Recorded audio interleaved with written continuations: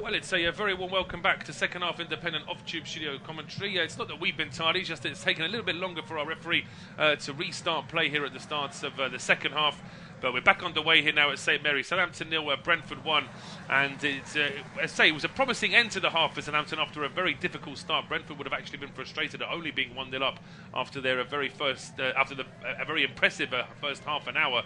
But the last 15 minutes, the Saints got back into the game. They finally started to force a couple of saves out of Mark Fleck and certainly put a bit more pressure on his defenders as well. So maybe that is a sign of things to come in this second half. They need to do something in Southampton to really try and force the issue. But straight away we're getting an attack here from Brentford. There was a double change for Southampton as well, with Wood and Bree going off to be replaced by Taylor and Sugawara. We'll go through the 11s in just a second. But that in itself shows you that obviously Ivan Juric wasn't happy with what he saw in that first half. And we'll wait and see how that pans out. But it's myself, Paul Szczerbakowicz and Luke Ashurst taking the action. Luke, that double change from Southampton tells you that maybe there's a change of formation potentially as well?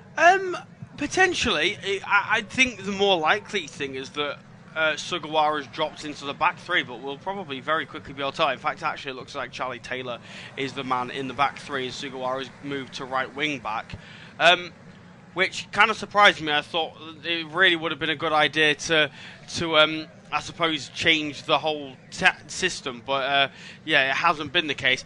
I think that's really harsh on Nathan Wood as well, by the way. 22 years of age, to hook him at half-time in a game where actually I really don't think he can be blamed for anything poor that's happened in that first half. I think maybe could he have been a little bit tighter for the goal, quite possibly, but at 22 years of age, are you really the one that's being held responsible for that, rather than the England youth captain Taylor Howard-Bellis, or, you know, the actual captain of the team, Jan Bednarek, who's, in his 30s? I think that's really, really harsh for Ivan Juric. It is. I mean, as I say, it may well be a tactical thing, but if it's just a case of having Taylor sitting in that back three, then certainly Wood Gordon could certainly count himself very unlucky, as Brentford now having to do a bit of defending here. Collins laying a ball back towards Flecken.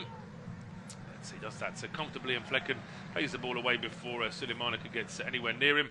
It's back into midfield now with Damsgaard's ball, just goes behind Rösler, but there was actually deflection on the way, so it will be a throw to Brentford. Just to remind you that it's Ramsdale in goal for Southampton, a back three of Howard-Bellis, Bednarek, and now Taylor, who comes on to replace Wood Gordon. Then it's a four across the middle, Sugawara coming on to replace Bree. It's Ugochukwu, Aribo, and Walker-Peters. Dibbling, Suleimana, and Onuachu are the front three. Brentford, Flecken in goal, back four of Rösler, Collins, Vandenberg, and Lewis Potter. Jensen, Norgard, and Damsgaard are the midfield three, with the front three, Schade and Bumo and Wisser. A ball now in from Damsgaard. Brentford took that throw quickly, and it was a quick ball in from Damsgaard. Good save, though, from Ramsdale, who then bowls it out quickly as well. And there's a foot race on here, which Dibbling is going to win against Jensen, but Jensen, at least with Lewis Potter now covering that right-hand side for Brentford, making it a bit more difficult for Tyler Dibbling. He does get a ball into the box, or at least to the edge of the area, where Norgard does cut it out, and he plays it forward quickly here for Kevin Schade, who is off down the left-hand side here now. He's got Howard-Bellis just in front of him, checks his run, and then rolls the ball back towards Keane Lewis Potter. Just quite happy to slow things down here inside the Southampton half. With Norgard now back towards the halfway line. And this may be something that Thomas Frank actually suggested to his players as well, that perhaps they just need to, when they are in possession, perhaps not charge forward as quickly, so then there's less time for Southampton potentially to win the ball back. Yeah, absolutely. I think it'll be interesting to see how Brentford look to try and change as a whole in this second half, on the basis that they were in control and then lost control to a team who actually have really struggled to control games so far this season, and actually look to play on the front foot. So I think Thomas Frank will have really pondered over half-time as to how his team have allowed Southampton to actually start to come forward on the front foot, which actually, to be fair, credit to Brentford, it looks as though they've managed to nullify that so far in this second half. Well, they're trying to, as I say, just hold on to the ball and perhaps not necessarily go for that sort of gung-ho attacking style that they like to show when they're on top, but just to be a little bit more measured in what they're doing, just to see exactly how this new Southampton, whether it's a new formation, the new players on the field, as Suleimana just a little bit too keen to win that ball back off Nathan Collins. Just wonder if that's been given as I think it has been given as a free kick, and it will be a chance now for Brentford to potentially send the ball on. Occasionally, when they get free kicks on the halfway line, they will ask Flecken to step forward. I think on this occasion, It's going to be a bit more of a short ball from Collins back towards his goalkeeper. Just to say, no changes elsewhere, so it's still goalless between Villa and Leicester, goalless between Bournemouth and Everton. It is still Palace 0, Chelsea 1, Man City 2, West Ham 0. Just to remind you, earlier game, Tottenham 1, Newcastle 2, and still to come at 5:30 is Brighton against Arsenal. But here come Brentford down the left here now with King Lewis Potter into the penalty area. He's got Sugawara just in front of him. He then finds Roslev, who's waiting on the right-hand side at the edge of the box. Hasn't got the angle for a shot, but he tries to make one now. He goes for goal and he fires it towards the near post. Forces a save out of Ramsden, and Brentford have a corner. Yeah, good play from Ashurst. I thought once Mpermo tracked his run and then went onto the right-hand side, he was going to give it back to the Cameroonian. Instead, he held onto it and actually went for goal, and potentially has caused Aaron Ramsdale a few problems. Yeah, I think Ramsdale has literally hit the post. I think he's just hit his. It might have been his side or his back there that's just hit the post at the base there as he was making that save. And yeah, it's going to be a corner kick to Brentford. In fact, based on that stat, it's the first corner kick of the game, isn't it? So I'm surprised by that. I'm sure that Brentford had one corner in the first up, but so I can be corrected on that. In fact, no, they didn't. So this is the first corner of the game. It's taken 51 minutes, and a set piece now for the visitors from the right-hand side. It's going to be an in-swinger from Mbeumo towards the 6-yard box. It eludes everyone, and it's eventually hooked clear. I think it was Onuachu who got the clearance in. Vandenberg was the closest to it for Brentford, but Damsgaard is back on the halfway line, mopping up here for Brentford, back towards Mbeumo on the right-hand side, and all the space here for Damsgaard. He gets towards the edge of the area, plays the ball in for Wissa, who can't get a shot away first time. He gets charged down, he gets a second effort, blocked on the line there by Harwood Bellis, and it's out for a corner. But once again, I mean, Southampton cleared the ball to the halfway line, and there was just no midfield from Southampton until Brentford had all that space to work that ball back in. Yeah, it's midfield two of Aribo and Ogachukwu just simply isn't working, is it? Ogachukwu was almost doing a man-marking job on Damsgaard in the first half. Well, he didn't do a very good job there, and then seen a replay that wastes a chance. The first strike is blocked really well by Harwood Bellis. It then is beautifully controlled by Johan Wissa, and then another terrific job from the former Manchester City man to put it out of play for a corner. Really nice stuff from him. Yeah, it's going to be an in-swinger here from Mbeumo, aimed at the edge of the 6-yard box. It's a header and it's into the back of the net. There is absolutely no marking there whatsoever, and it's Sepp Vandenberg. It's a big goal for him, former Liverpool man, getting on the score sheet, and Brentford are 2-0 up inside the first 8 minutes of the second half. But once again, Southampton have got to do more in terms of their marking. Vandenberg's a big target and nobody gets anywhere near him. Yeah, first goal for Brentford for Sepp Vandenberg, but it is comical defending from the corner. It really is. I mean, if it's Damsgaard who wins that header, or if it's Lewis Potter who wins that header, you say fair enough. But there are three players in this Brentford side who are your targets from a set piece: Mads Roslev, Nathan Collins, and Sepp Vandenberg. And he has just walked onto that header. It's Sepp Vandenberg. I mean, it's unbelievable. I'm just trying to work out, is that Ogachukwu? He has had an absolute shocker of a game 53 minutes in terms of just picking up people. Oh, it's awful. It really, really is. I cannot believe it. I mean, Bednarek's marking Wissa. I mean, where is the thinking behind it? There's no thinking there at all. I mean, marking isn't what it used to be in terms of how strict it is in defensive formations. But even so, there's got to be more resistance than that. It's just far too easy from Sepp Vandenberg. Now, for some reason, there is a VAR check, but I can't really work out what the check is for. Now we're going to see a possible foul. Is this Collins perhaps disrupting the goalkeeper? We're not. I mean, if the referee's walking across to see a replay, then potentially this Brentford goal is going to get chalked off here now.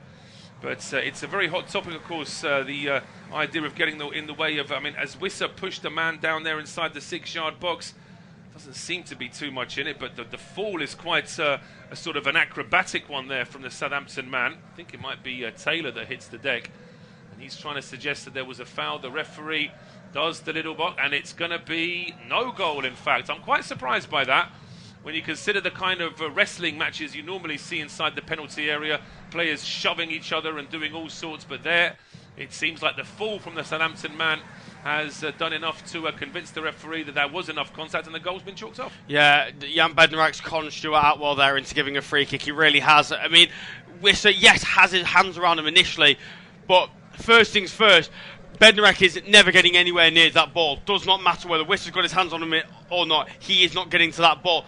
Then, as soon as Bednarek goes to make a move, Wissa lets go, and he falls back on top of Johan Wissa. Scandalous from Jan Bednarek to try and con the referee when actually he finds himself in the wrong position. He's simply not strong enough.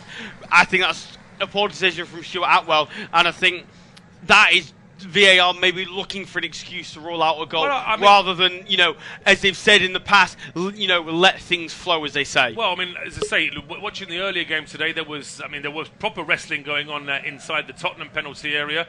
There was a handball which VAR saw and didn't give, but then they give that. It's, as I say, it's the consistency that we want. In the meantime, there have been 2 goals scored at the Etihad, and none of them have been disallowed. So Erling Haaland has his second of the afternoon, and Phil Foden is on the score sheet as well. So it's now Man City 4, West Ham 0. It's a normal service appearing, seems to be getting resumed there at the Etihad. A double change for Southampton. Onuachu and Suleimana have both got the hook, and Archer and Armstrong, double A, are on the field there for Southampton. Yeah, and first things first, I don't really know why that change didn't get made at half time. I mean, if that second goal goes in, it's probably game done and dusted already. So, you probably feel that change actually should have come before that goal had a potential chance of being given. I think, secondly, you probably look at that in terms of a new manager hooking off 2 players prior to the hour mark. I'm not exactly sure they're going to be best of friends by the end of this, are they? No, they're not. I mean, players shouldn't take that as personally as they do, but we know that they do. We know that players don't like being taken off when a team's playing badly, because it's almost like the whole world can see, the manager thinks it's my fault. Of course, the biggest sort of embarrassment a footballer can have, I think, is to be a sub who is then himself subbed off, which we do see occasionally. But that can sometimes be done for tactical reasons as well. So players do need to sort of be a little bit more mature about that. But yeah, of course, there's going to be an element of frustration there, because whilst the Suleimana and Onuachu haven't had very good games this afternoon, it's not like they've missed a hatful of chances. It's just Southampton aren't playing very well as a team. Yeah, absolutely. And I don't really know what the change is of Archer and Armstrong really offered as a point of difference for Southampton, in the sense that actually, are they playing balls in behind for Archer to run onto? No, they're not. Are they finding themselves in one-on-one situations with fullbacks? Also, no, they're not. So I don't really know how anything changes for Southampton, because now they just have a less of a physical presence up top.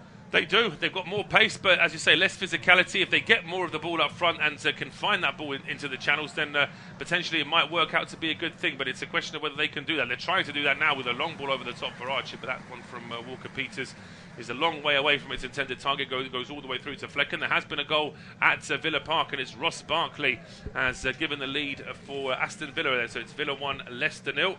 It's not been a particularly good start. When you mentioned in the first half, not much of a new manager bounce at Southampton, but there's not been much of one at the King Power either, has there? No, they haven't, and that normally means that it's not necessarily a manager problem with these teams. It's actually the players that are probably the issue in terms of the quality of players. I thought the sacking of Steve Cooper was incredibly harsh and shouldn't have been done. I agreed with the sacking of Russell Martin, but nothing's really changed for either 2 teams. No, it hasn't. Now Southampton are trying to change things. That was a good run from Archer. He got to the edge of the area. His shot was charged down, and then a sort of jumping volley clearance there from Nathan Collins all the way into the Southampton half, where it's been left for Bednarek to track back and keep the ball going here for Southampton. Harwood Bellis now over towards the right-hand side, and we'll see whether or not that's a disallowed goal.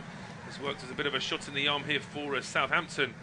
Just for them to feel as though perhaps they're still very much in this game. That's a double change up front, and it's a good turn there as well from Armstrong. He has got that pace that easily puts Collins on the back foot, and then he finds Walker-Peters on the left-hand side. He gets all the way into the penalty area. He goes for goal as well. It's Collins with the block just at the edge of the area. Norgard with a block as well, and he just about gets the ball away from his own penalty area before it's a long ball out from Jensen, and it's headed on by Shardo, and now it's Wissa. There's no offside. Wissa! That's a terrible miss.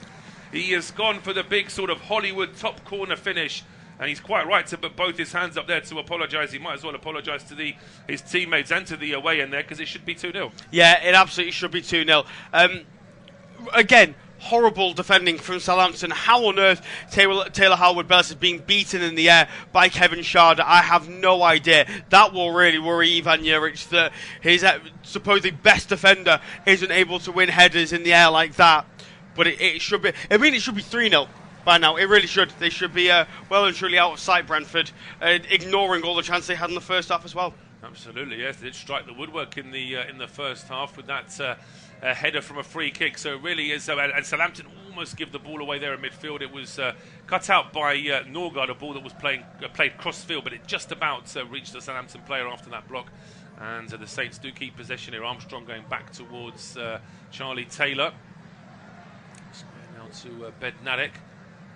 Southampton still having to have most of their possession inside their own half. They're trying to be a little bit more direct when they've got an opportunity to go forward. But again, Norgard cuts the ball out and then just rushes his ball forward. Doesn't get to any teammate. It's straight back into the arms of Aaron Ramsdale. So, as we say, a double change for Southampton. A few moments ago, there was a double change at half-time as well. Juric just left himself one more change for the remaining half hour of this game. Brentford, as it stands, haven't used anyone from their bench. They've got Konak, the two Magoma brothers, Yarmoliuk, Arthur, Yagan, Janelt, and goalkeeper Valdimarsson on their bench this afternoon. So as we mentioned in the first half, they are short of big names compared to Southampton. Really have got some good first-team players in there on their bench. But looking at this chance again, I mean, Wissa's got to do better there. He's so unlike him, really. Normally, he is a much better player in front of goal. We were getting a replay of that chance, and we go back to live pictures. Walker Peters was on the run for Southampton, but he manages to run it out of play, and it's a goal kick to Brentford. Yeah, disappointing there from Carl Walker Peters. Do you think maybe with the Johan Wissa finish, potentially he's caught out by the bouncing ball? Do you think maybe he's expecting by that point the ball to be comfortably on the ground, and he's actually ended up lofting it over the bar because it's bouncing? I think there must be a bit of that, although I just think that the way he's lifted it, I think he wanted it to be an aerial shot, but whether or not the bounce has just meant he's lifted it a bit higher than what he needed to. I mean, the possession stat from the last 5 minutes is an interesting one.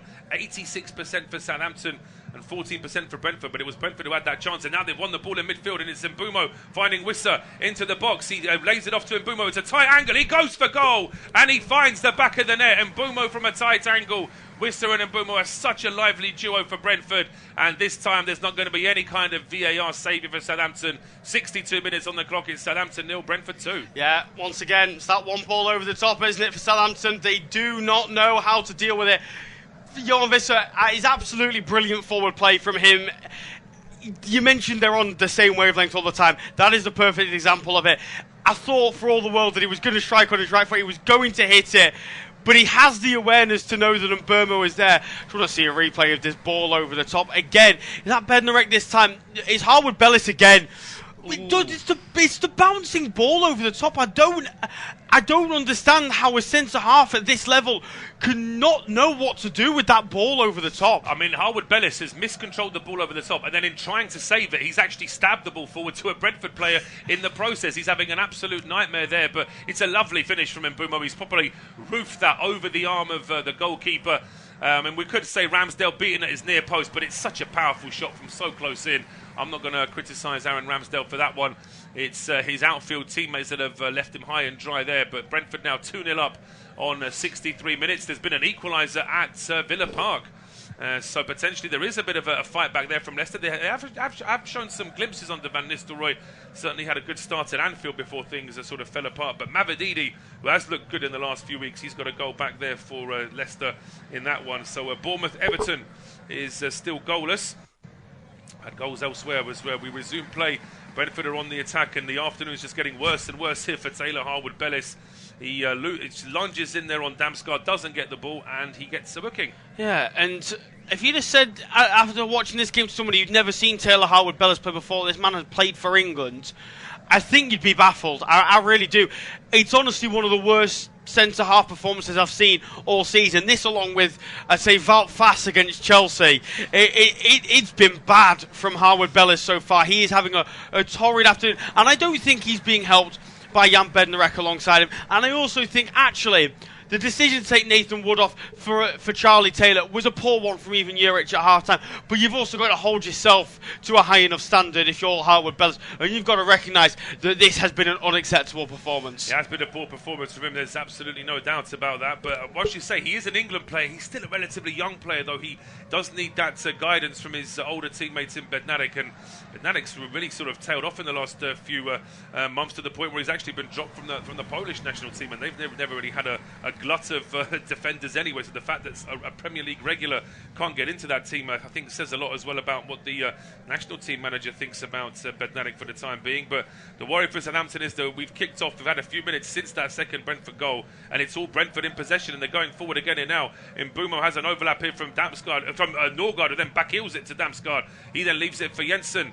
Trio of Danish players there hooking up for Brentford. It's back with Mbumo out now on the right-hand side.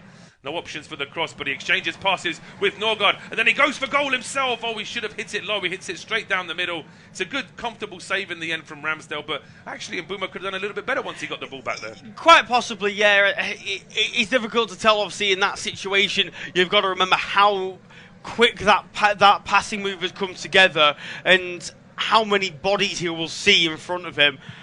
But yeah, no, he probably should have done better. If he keeps it low, then maybe there's a difficulty there for Ramsdale. But again, how easy was that for Brentford to cut them open? We're saying it's poor from Southampton. It must be noted.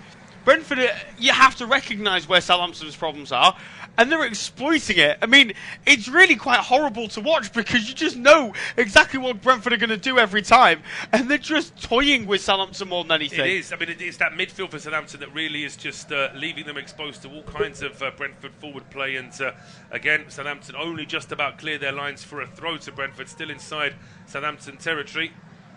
And as I say, for Ivan Juric, any doubts about how difficult this job was when he took it on? I think these last few games have been a good indicator for him. He had a sort of brave 2-1 defeat at home to Liverpool in the Cup. Then they had a 0-0 draw away to Fulham, which looked like there was the sort of green shoots of recovery. But since then, the defeats against West Ham and Palace are now looking likely to be a defeat this afternoon. As Brentford getting ready to make their first change. It's a central midfield change. Vitali Janel is getting ready to come on. He can play as an emergency left back as well, but for the time being, I think they're going to see this free kick for Brentford first. It's around, well, it's a long way out from goal, but Damsgaard takes it quickly, goes down the right-hand side here for Mbumo.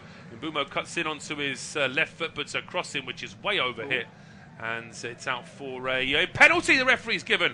Well, I must say that initially, when that ball was over here, I thought, well, that's just a wasted cross, but the referee has given a penalty, and in the same way that a goal was disallowed for something that didn't really affect the way the goal was scored, I think I would say that cross is clearly going out for a goal kick. No one's going to get onto it. But now the challenge has meant that the referee has given a penalty here to Brentford. Yeah, and well, I mentioned Harwood Bellis is having a torrid afternoon. It's Leslie Ugachukwu who's given the penalty away, and he's not having much better of a game either. We'll see from the VAR replays. Yeah, he pulls him down, doesn't he? He panics with Ugachukwu. Basically, the ball gets across to the back post by Brian Mbumo, who, let's be clear, it makes a hash of that cross. It should have been a much better delivery. Massively over here. But Ugachukwu panics because Vandenberg gets goal side of him, and he trips him up by catching his foot, and then also grabs a hold of the Dutchman and brings him to the ground. I don't see a world in which this penalty, I should say, can get rolled out, because he's certainly not offside. I say, just to sort of compound the situation here for poor old Harwood Bellis, if he was in line with the rest of his teammates, then Vandenberg would have actually been offside when that cross went in. But because he's not, the offside isn't going to get signal here by VAR. Brentford are going to get this penalty, and it's going to be Brian Mbumo who has scored 5 out of 5 of his last penalties. He tends to clip them slightly to his right-hand side, being a left footer, sort of goes naturally, but he does like a bit of a short run-up and then wait to see where the goalkeeper moves. So can Ramsdale give Southampton a glimmer of hope here with 20-odd minutes to go, or is Mbumo going to wrap things up here for Brentford? Mbumo against Ramsdale, and Ramsdale dives the right way, but it's a lot of power from Mbumo, really guides that one into the corner, and on 69 minutes, it's now Southampton 0, Brentford 3. And as I say, although it looked good for Southampton towards the end of the first half, they weren't able to carry it on in the second. Brentford learned their lessons, and they're really making them pay now. Yeah, absolutely. And this will do Brentford all the world of good, not only in a goal difference sense, but also as well in terms of their away record. This will give them confidence, you feel, going into away games in the future. Yes, it's bottom of the table, Southampton. Yes, they are quite clearly the worst team in the Premier League. They're winning a game away from home. that will do them the world of good. I will say as well, they've got a brilliant habit, Brentford, of creating excellent penalty takers. Ivan Toney was almost flawless. Brian Mbeumo as well, absolutely terrific at what he does. We're just seeing a replay again of the foul.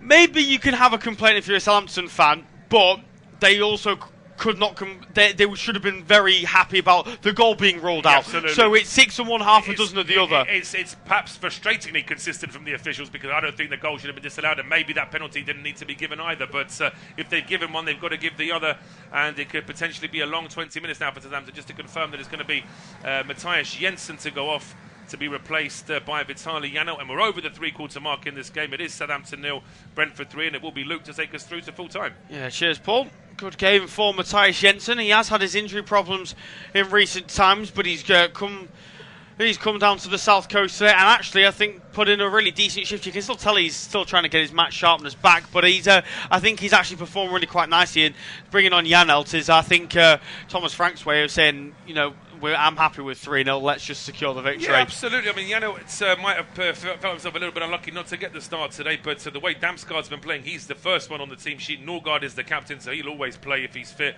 So it's just a case of sort of rotating between Janelt and Jensen. But Southampton now, well, they're playing for pride with 20 minutes to go, but they've got to try and make sure that things don't get even worse at the other end. Yeah, absolutely. They've I'm not sure, have they quite overtaken Wolves in terms of the defensive record? As a cross comes in from Walker Peters, it's hung far too high in the air and into the hands of Mark Flecken. They haven't quite overtaken Wolves, I don't think. Southampton this afternoon, let's just quickly double check in terms of the defensive record, but they were at least level going in today. No, I think they have conceded the exact same amount of goals as Wolves. So if Brentford score again, they will then end up becoming the worst defensive team in the league, which is quite some doing considering they've only scored 12 league goals. The next closest in terms of goals scored is Ipswich on 18. They are by far and away so much worse than the rest of the teams in front of them, and it could be about to get worse. And Mbeumo to Wissa, they're opened up again. Wissa with the strike, saved well by Ramsdale. It's going to fall to Mbeumo, edge of the penalty area, back inside to Wissa. Kevin Schade with the strike, deflection, no, just straight out of play for a goal kick. Well, it's once again, it's Southampton being far too open through the middle, and it's, as I say, at 3-0 now with 18 minutes to go. We're not going to sort of keep, harping on about how open Southampton are, all over the park, but they have still got to try and remember that goal difference does matter, pride does matter. We did see a large number of Southampton fans streaming out after that third goal was scored, so it is all about trying to sort of maintain a little bit of pride in what you're doing, and it's looking a little bit chaotic here for Southampton right now, and to say there's going to be a lot of people having a long, hard think about everything in terms of the directors, in terms of the manager, because there's still a long way to go in this season, and they're not that far adrift yet, but in terms of the standard, they are a long way adrift. Yeah, absolutely. You see teams like Ipswich, who are down there in the bottom three, pick up victories against Chelsea, they're getting better. They are showing signs of life. At Leicester as well, like we mentioned, they've not been brilliant under Van Nistelrooy, but prior to that second, they were picking up points, and they have still managed to keep scoring goals and keep affecting games. If you look at Southampton, they just don't look like there's anything there going for them. There's not a positive side to their game, and they don't really offer anything. I mean, the last few results in the league, they've lost 2-1 to Palace, 1-0 to West Ham, 0-0. They've drawn 0-0 with Fulham, then it's a 5-0 against Tottenham, and then a 1-0 against Southampton before a 5-1 again, a 1-0 against Aston Villa, and then a 5-1 defeat to Chelsea. There's very few goals in there, and there's a lot going past Aaron Ramsdale or Alex McCarthy. Yeah, there's just far too many goals that are being conceded, absolutely. And let's not forget, of course, that at one stage they had to use their fourth choice keeper as well, it's Joe Lumley, I think. They had to use him as well as a combination of injuries and rotation, because they could just not happy with what McCarthy was doing. But it has been a very, very difficult season. And Mbeumo, though, finding himself in the top 5 scorers in the Premier League, level with Isak and Palmer. And they're trying to get some more. Here come Brentford again. Yeah, potential assist from Burmo. Striked into. Oh, I thought it'd gone in. How's he put it wide? Keane Lewis Potter with a huge opportunity. What an assist that would have been from Brian and Burmo. A lovely flick to find the former Hull City man. And is that maybe a finish indicative of someone who's been playing a fair bit deeper over the course of the season? Again, Wisser winning the ball back in midfield, finding Burmo. Oh, he's got to score. I mean, he does have to score, but is it somebody who's been asked to play a lot deeper over the course of the season, maybe not finding themselves in that opportunity? I mean, I'd like, as I say, because he is playing as a left back today, and he has been playing as a left back for a number of games for Brentford. Maybe that is part of the excuse. I mean, he's got it onto his right foot, but it's such a shame because that sort of back heel assist from Mbeumo deserved the goal, really. Yeah, it really did. Again, though, Southampton so far open. Jan Bednarek stepping really high into midfield to try and win the ball back there, and had absolutely no opportunity to do so. And in the end, it almost caused a huge problem for the home side. The ball is at the feet of Charlie Taylor. We've barely mentioned his name since coming on. We've barely mentioned Sugawara either, or for that matter, Adam Armstrong or Cameron Archer. So when you talk about what can a manager actually do to sort these problems out, well, substitutions are one of the very few things, and they've been an absolute disaster in this game because they've not been in the game. The substitutions have been made in areas which aren't affecting the game. Absolutely right. He changed his sort of wide players at half time, but that wasn't where the issue was. The issue for Southampton was in the centre. What they really needed was maybe a Lallana, although he's not the best defensive midfielder, but they needed a bit of a stronger voice in the middle of the park just to try and get things a bit more organised rather than sort of picking out little changes here. And Southampton almost caught in possession inside their own half with Norgard challenging at the edge of the area. But yeah, there's plenty for Ivan Juric to ponder after this game. Yeah, maybe not even just bringing on Lallana for his leadership, but just an extra body in midfield more than anything. The three of Brentford have absolutely pummeled the two in midfield of Southampton in Joe Aribo and Leslie Ugachukwu. As the ball's with Tyler Dibbling, edge of the penalty area, moves it inside to Kyle Walker. Now Kyle Walker-Peters finds Adam Armstrong. And, he's won a corner for Southampton, and this is probably the furthest forward Southampton have been in the second half. Yeah, I mean, it's been a very poor afternoon for them. But just to tell you, there is a third goal gone in at Villa Park. It's now Villa 2, Leicester 1. It's Leon Bailey with the goal. And we're also getting word of a potential goal at the Vitality between Bournemouth and Everton. But for the time being, we're going to see it's Southampton's first corner of the game. They're playing at home, and it's taken them 77 minutes to get a corner kick this afternoon against a Brentford team who aren't very good at defending. Yeah, absolutely. It's been awful for Southampton, and that corner wasn't much better. Easily dealt with by Brentford inside their own box. So the goal scorer, by the way, for Bournemouth, David Brooks with the goal. As ball is at the feet of Sugawara. We're just going to go back to Walker-Peters. Nice bit of footwork from him to create some space. Goes inside to Aribo, lays it off to Tyler Dibbling. Dibbling then trying to, find someone further forward. Can't do so, so it goes to Ugachukwu. Then goes square to Aribo. Aribo will then find Bednarek, who'll shift it onto the left for Howard Bellis. But Howard Bellis forward to Walker-Peters. Quick to Cameron Archer, who lays it off for Aribo. Aribo then finds Dibbling. Dibbling left-footed strike towards goal. Did it take a deflection? No, it didn't. Wide of the post in the end. I think Mark Flecken may have had it covered, but nonetheless, that's the first shot of the second half for Southampton? Certainly the first shot that's caused any problems. I mean, there might have been one or two charged down, but certainly in terms of something the way the goalkeeper, that's a really good effort as well. The way Dibbling just pinged that with his left foot, it was heading on target until just that bounce just takes it away from the post, and certainly Flecken knew that he had to dive for that one. Yeah, he certainly did. Just wanted to make sure he was covered there, had everything, every angle covered. The long ball sent forward by Flecken from the goal kick. Is that a foul on Sharda from Jan Bednarek? No, it's not. Either way, Southampton very nearly give the free kick, give the ball away in midfield. They get away with it. Now can they come forward? Aribo on his left foot. Can he find Tyler Dibbling? Chooses not to. Instead plays Kyle Walker-Peters. And then go back inside to Aribo. Now inside the penalty area. But Brentford snuff him out. Appealing for a back pass. given that I'm pretty sure it came off the toe of Joe Aribo, I think that's probably slightly hopeful thinking from the former Rangers man as Brentford look to try and move through the gears in midfield. Damsgaard plays a nice ball in behind for Roerslev. Roerslev, first time ball into the box. It's not a bad one, but he just didn't quite have the bend because he was on the stretch, wasn't he, when he tried to play it? It's a nice idea. I think he probably had enough time to maybe get a touch and get just a little bit more of a curl, a bit more of an angle on that ball. But yeah, I mean, as I say, as soon as Southampton lose the ball, Brentford are trying to push forward, and now for the time being, Southampton are in possession. Yeah, they are with Aribo. Now finds Charlie Taylor, was formerly of Burnley. Got relegated with Burnley last season and found his way to the south coast with Southampton in the summer. It's now Dibbling in possession. Back to Charlie Taylor. Now Dibbling once again, trying to play a ball forward towards Armstrong, but he's snuffed out. And Southampton have to restart from the centre circle. 79.5 minutes gone in this game, independent of Tube Studio-based commentary. Southampton 0, Brentford 3.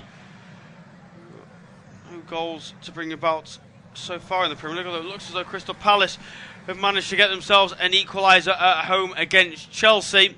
Jean-Philippe Mateta with the goal there, cancelling out Cole Palmer's earlier strike. Potentially a huge goal there in the title race and the top 4 race as well. As Walker-Peters, nice bit of footwork, fashions it onto his right foot. That's the finish of a fullback, isn't it? Comfortably over the bar. Mark Flecken didn't even really feel the need to dive there. Knew it was going comfortably over, and it's straight up play. And we're going to see now a double substitution for Brentford. More players getting some minutes on the field. It looks as though one of them is Yehor Yarmouk, and indeed it is. I believe the other player is potentially Edmund Paris Magoma, as Kevin Sharder's at least the first player to come off. Yeah, Paris Magoma will come on here for Kevin Sharder, I would assume, and Yarmouk will go into that central midfielder. Paris Magoma had a decent spell on loan at Bolton last season. One of his younger brother Jay is on the bench for Brentford this afternoon as well. But Sharder off the field, Paris Magoma on to replace him. I know that Sharder has been frustrated a little bit about the lack of game. Somebody will be thrilled with the start today and getting the goal as well. Yarmouk coming on to replace, I think, who was it? Was it Norgard or something? Yes, it was. Norgard, the Brentford club captain, rarely plays a full 90. But he's had a good performance. It's been an important game for Brentford, as I say. They've had a very tough 5 games leading up to this one. 4 defeats and a draw going into this game. But following that, what will be a win against Southampton today, they then got Plymouth at home, and then they've got City and Liverpool at home after that. So they needed to get some points from somewhere just to break that rot a little bit. Yeah, they certainly did, and it looks as though they're going to do so today. Crucial 3 points, as you mentioned. It is a difficult run of games for Brentford, but I do think there are points that have to be picked up. It's difficult to know what the aim is for Brentford now, because at one point they were really looking good for potentially battling for a European spot. The problem is the away form didn't get good enough as quickly as it needed to, and it now feels there are maybe a little bit of drift. But the league is so tight that honestly, there is still a chance for them. They sit 10th on 27 points. Bournemouth in 7th, as things stand, they're on 33. It's only 6 points. You know, that can be turned around inside a month. It certainly can. I mean, it's say that the season is still long, but what you need to see with Southampton is you need to see some sort of, marked improvement over a period of time. They haven't really had it yet. And as we mentioned, they've got Manchester United, Nottingham Forest and Newcastle to come as their next opponents. And those first 2 games that I mentioned, Man United and Forest, they're both away from home as well. So it's going to take a real Herculean effort here. But Southampton on the attack now with Walker-Peters. Walker-Peters trying to get away from Mads Roerslev. What's the referee given? He's given a corner. Roerslev is beside himself as to how he's been adjudged to have given away a corner. It looked relatively obvious that the Danishman had given away the set piece for Southampton, but nonetheless he disagreed, and a chance for the Saints to get the ball into the box, something they've really struggled to do in this second half, or in the entirety of the game, I should say. Is there any other goals to bring about? I don't think so. Manchester City are 4-1 up against West Ham. Goal scorer for West Ham, by the way, was Nicholas Füllkrug, as bringing the other scores in the second, as that's a woeful corner, easily cleared away at the front post by the first man. Obviously, it's Crystal Palace 1, Chelsea 1, Bournemouth 1, Everton 0, and Aston Villa 2, Leicester 1. Goal scorer for the second goal there for Aston Villa was Leon Bailey. There's a ball sent towards Adam Armstrong inside the penalty area, is easily gathered by Mark Flecken. And Brentford can look to maybe come forward and potentially grab a fourth. Roeslev down the right-hand side for Mbermo. And Mbermo inside to Damsgaard. Damsgaard thought about the ball into the box. Instead finds Roeslev. And back to Damsgaard. Damsgaard trying to find Vitaly Janelt. He can't do so because Ugachukwu has defended it nicely. And now maybe a counter-attack for Southampton. Tyler Dibbling coming forward. And, tackled brilliantly by Paris Magoma. That's not a bad first action in the game, is it? As I think referee Stuart was going to stop the game because Joe Aribo's gone down injured. Yeah, and the way he's lying, it looks like it could be... Is it a head injury for Aribo? Has he got... I'll tell you what, that looks like it might be a blood injury there. Has he got a nosebleed there, Joe Aribo? He's, He's not happy, put it that way. He's not happy, no. There wouldn't be a time of day where you could broadcast what we've just lip-read, but he's not happy with what the Brentford players alleged to have done to him there. That is for sure. And let's hope that it's nothing too serious here for the former Rangers man. It's been a torrid afternoon for Aribo. Him and Ugachukwu have been horribly exposed there in the middle of the park for Southampton. And to say it's just... And he's already been down injured once in this game, Aribo, as it is. Yeah, absolutely. I'm not quite sure what it is that he has an issue with. Janel, I think he just caught him in the face. I know it's frustrating for players, but the amount of times we see footballers go down with collisions to their face... It's like, it just seems like it's more and more frequent. And actually, it's going to get to a point where it's not a free kick, because that isn't a free kick from Janelt, and the team is going to go down the other end and punish you for being on the floor. I mean, a perfect example, a couple of weeks ago in the Chelsea-Fulham game, Pedro Neto got caught in the face and went rolling around on the floor. Within 10 seconds, Fulham had the ball in the back of the net. Yeah, and he carried on rolling even after Fulham celebrated, because he was probably just wanting to continue that moment. But no, I mean, I agree. I think that sometimes referees are conned by the player's reaction. I mean, there's also a lot of posturing with football. It's like, how dare you hit me in the face? I'm not going to stand for that. So there's got to be some sort of response or trying to sort of show the referee that something bad has happened in that sense. But no, well, hopefully it's not going to take too long here for Aribo to get back on his feet when you consider that Southampton are going to get a little bit of added time for all of this. So added time they probably don't even want in this game right now. No, absolutely. They'll be hoping for this game to finish as soon as possible, get themselves back home. At least where we are in Leeds, it is absolutely freezing. You can imagine it's probably not too much warmer by the south coast, with the wind from the ocean blowing in. As we're going to restart with an uncontested drop ball, and it will be Nathan Collins who is going to get us restarted eventually when Stuart Atwell decides to let him do so. As Adam Lallana, that's why we are paused. Adam Lallana's coming onto the field of play. He's going to replace Joe Aribo, who's...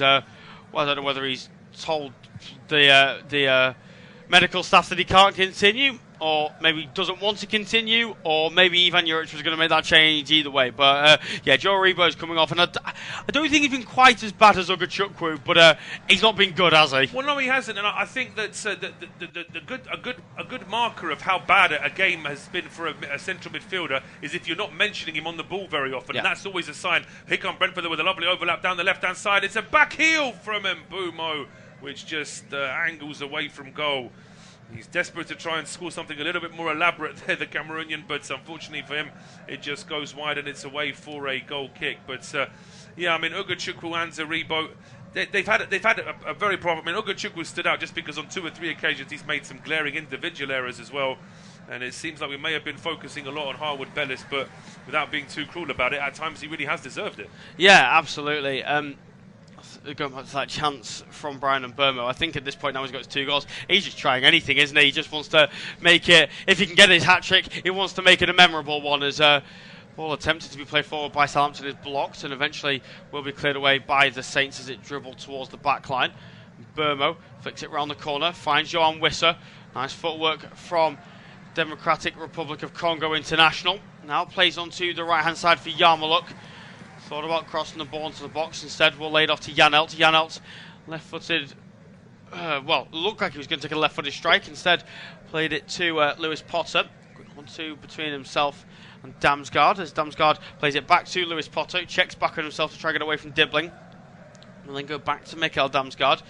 Now inside to Paris Ngoma. Trying to create a little bit of space. Damsgaard once again. Cuts inside on his right foot. Back to Janelt. Janelt left-footed ball into the box. This time headed away by Bednarek. And is that going to go for a throw-in, or can Walker-Peters keep it in? He can't, and it will be a throw-in on the near side. But that's probably the first time I think we've seen a Southampton player win a first header, in a good while now. I think that's another thing that they've really let themselves down in, is actually the desire to want that ball. Winning a header is not always to do with how tall you are, it's how much do you want to win that header. That's right, and that's also not something that a manager can teach you in the week. That's something, as you say, it's got to be that desire, it's got to be that hunger to actually fight for the ball. And as Brentford have just been caught in possession, this is a great run from Dibbling, gets all the way to the edge of the area before it's finally checked here by Yarmoliuk, and Brentford have the ball back.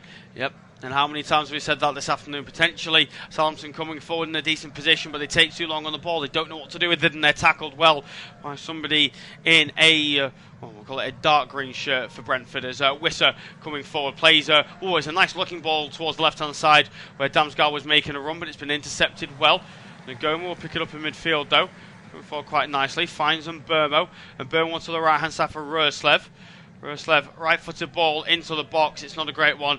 Easily caught by Aaron Ramsdale. It now just feels like Brentford are trying things they wouldn't normally do. I can't remember the last time I saw somebody pick the ball up at that angle for Brentford and cross the ball into Wisser when he's surrounded by three centre-halves. No, it wouldn't be what they normally do. But again, Southampton are caught in possession. They are. Janelt, edge of the penalty area, finds Mbermo. And Mbermo onto the right-hand side for Yarmoliuk. Yarmoliuk in behind for Roerslev. Roerslev squared it across goal. And Southampton are just about able to deal with it. But they clear it. They lose it inside their own penalty area. Adam Lallana, ball from him. It's now at the feet of Yarmoliuk, finds Mbermo. Mbermo goes square to Ngoma. Ngoma quickly to Damsgaard. Damsgaard in behind to Yarmoliuk. Yarmoliuk, couple of steps straight towards goal. Into the side netting from the Ukrainian. But how easy is that? We're not even just talking about not winning headers or balls over the top. We're now talking, passing it to the opposition in your own penalty area. Yeah, I mean, it's all becoming far too easy here with the way Southampton are giving the ball away. Yarmoliuk apologises to his teammates there. I'd like to think that if this was 0-0, he would play it square. Although if it was 0-0, he'd never have enough time to set himself in the way that he just did. But you'd like to think that if it was a situation where it mattered a little bit more, he should have kept enough composure to play it square, because Damsgaard was waiting for an easy pass. But a look of, a worried look, a thoughtful look. I mean, penny for his thoughts there for Ivan Juric, because he's got a lot of work to do. And as I say, I think he always came in knowing that it was going to be a difficult job, but he's just seeing how difficult it is now. Yeah, it certainly is. As Ngoma, brilliant footwork in the middle. Really nice play from Paris Ngoma. Driving forward, plays onto the right-hand side. And Mbermo, good first touch. Left-footed ball through to Keane Lewis Potter with the strike. I don't know who got the last touch. He certainly struck it towards the far post. Wisser slid towards there. By the way, we're a minute and a half into 5 minutes of added on time. Brentford have potentially their fourth, because Wisser, if he did get a touch, is maybe offside. Well, I just wonder, I mean, if he has got a touch, then this could certainly give us another short delay whilst VAR check all of this. But it's been a virtuoso performance from Mbumo this afternoon. And actually, he had a very quiet spell towards the end of the first half when Southampton were just starting to grow into the game. But he really has grown back into the game in the second half. And we'll just see from the replay if there's any kind of saviour for Southampton, or have they conceded a fourth goal at home this afternoon. And it's worth pointing out that Brentford have had a draw away from home this season before today. They've been very poor on the road, but things are very different this afternoon. And as Lewis Potter gets the ball, I don't think that Wisser get a touch just as well, because he was a long way offside and he didn't need to get a touch. Lewis Potter's shot was clearly going on target. Credit to Ngoma for creating the space for Mbumo as well. Yeah, absolutely brilliant. He just drove through midfield there, didn't he, Paris Ngoma? Really impressive stuff from him. Lovely bit of footwork. And actually, we were critical of Lewis Potter earlier in the game for missing a gilt-edge opportunity. Made no mistake with that one. Absolutely terrific. I think Johan Wisser did well, actually. I think he pulled out of that as he saw that the ball was going in. So a really good play from him just to let the ball go into the bottom corner. Really nice moment there for Keane Lewis Potter. He's had a difficult season so far, but he finally has his first goal of the Premier League campaign, often being asked to play in a much deeper position than he would have liked, but he's done really, really well there to find the back of the net. And well, it's cherry on the icing on top of the cake, isn't it, for Brentford? They're not just going to get their first home win of the season. They are going to absolutely cruise to it. And I don't even feel they've gotten out of maybe second or third gear. It's been, as I say, it's been more. Brentford have been assured in terms of their possession, but they've actually been allowed to get more confident by the complete lack of fight from Southampton. And as I say, it's still got 90 seconds to play in this game. We've got our first full times at the 3 o'clocks. It's finished at Selhurst Park. Palace 1, Chelsea 1. That was Mateta with an equaliser there for Palace on 82 minutes, cancelling out Cole Palmer's early goal. So still a little bit of a rocky period now for Chelsea, carrying on with another game where they haven't won against the team where they probably should. But now Southampton giving the ball away again. Yeah, Johan Wissa inside the penalty area to make it 5. Unbelievable. Aaron Ramsdale straight away looking up at Yuki Sugawara. What on earth are they doing? Southampton at the back. Brilliant play from Johan Wissa. Whether Southampton make these mistakes or not, you've got to be there to finish them. And they have been there to finish them. The camera focused on Yuki Sugawara. I mean, I'm not being funny. Ivan Juric will be looking at his coaching staff thinking, why did I bother making that change at half-time? Unbelievable. 5-0 Brentford. Well, I mean, he's going to have all of his powers of motivation here, Ivan Juric.